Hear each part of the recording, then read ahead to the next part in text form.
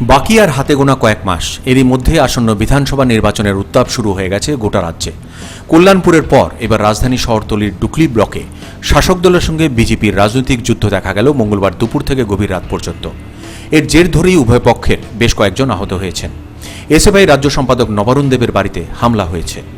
সব মিলিয়ে ডুকলি ব্লকের মহেশখোলা সহ সংলগ্ন এলাকায় ব্যাপক রাজনৈতিক চাপানোতর দেখা যায়। ঘটনা দুপুর থেকেই। বিজেপির অভিযোগ, তাদের স্থানীয় মণ্ডলের এক কার্যকর্তাকে বিনা প্ররোচনায় মারধর করেছেন এসএফআই রাজ্য সম্পাদক নবারুণ দেবের নেতৃত্বে শাসক দলীয় বাহিনী। অপরদিকে নবারুণবাবু ওই অভিযোগ খারিজ করে দিয়ে ঘটনার সঙ্গে রাজনৈতিক কোনো যোগসূত্র ছিল না বলে দাবি করেন। কিন্তু দুই তরফের অভিযোগ পাল্টা অভিযোগের জের ধরে মহেশখোলার বাইপাসের রাস্তা দিনভর অবরোধ করেন বিজেপির কর্মী সমর্থকরা। তাদের দাবি নবারুণ দেব সহ অভিযুক্তদের গ্রেপ্তার করতে হবে। এই নিয়ে চলে ব্যাপক উত্তেজনা। সন্ধ্যায় ফের এক দফা দুই তরফে সংঘর্ষ হয় ওই একই এলাকায়।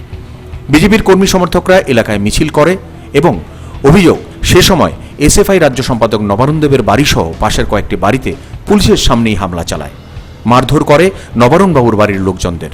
এমনটাই জানিয়েছেন নবারুণ দেবের বাবা।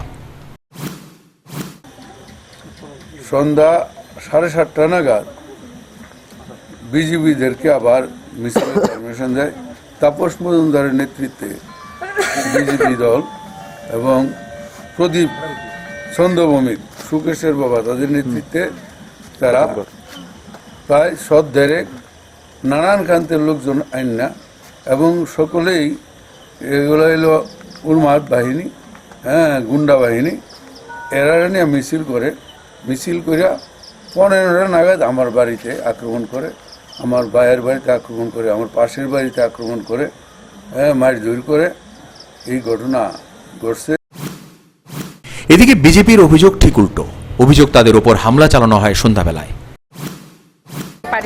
সন্ধেবেলায় আবার সে একই ঘটনার পুনরাবৃত্তি করেছেন সিপিএমের সে ক্যাডার বাহিনী, লোকাল ক্যাডার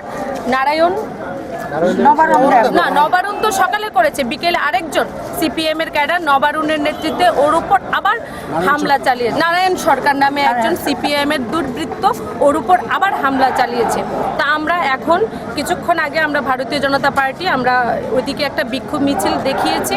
স্বাভাবিক আমরা একটা প্রতিবাদ জানাবই। প্রতিবাদ ওরা কি করেছে, আমাদের উপর হামলা চালিয়েছে। হামলা চালানোর ফলে আমাদের দুজন কর্মী খুব গুরুতর আহত হয়েছে। ওদেরকে এখন জিবি হাসপাতালে পাঠানো হয়েছে। এদিকে ঘটনার পর বিজেপির পক্ষ থেকে আমতলী থানায় এফআইআর করা হয়। সেখানে বিজেপির মহিলা মোর্চার রাজ্য সম্পাদিকা প্রতিমা ভৌমিক মুখ্যমন্ত্রীর এক বক্তব্যকেই এর পেছনে দায়ী করেন। তিনি বলেন, স্টেটের অভিভাবক মুখ্যমন্ত্রী উস্কানিমূলক বক্তব্য বলে সেই স্টেটের পুলিশ কি করবো ভাই?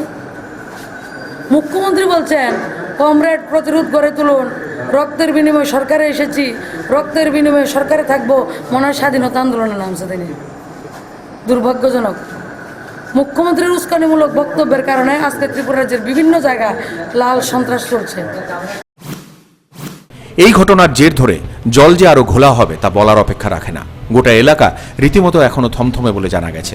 এলাকায় পুলিশ বাহিনী মোতায়েন করা হলেও পরিস্থিতি যথেষ্ট উত্তপ্ত রয়েছে। Bureau report, news vanguard.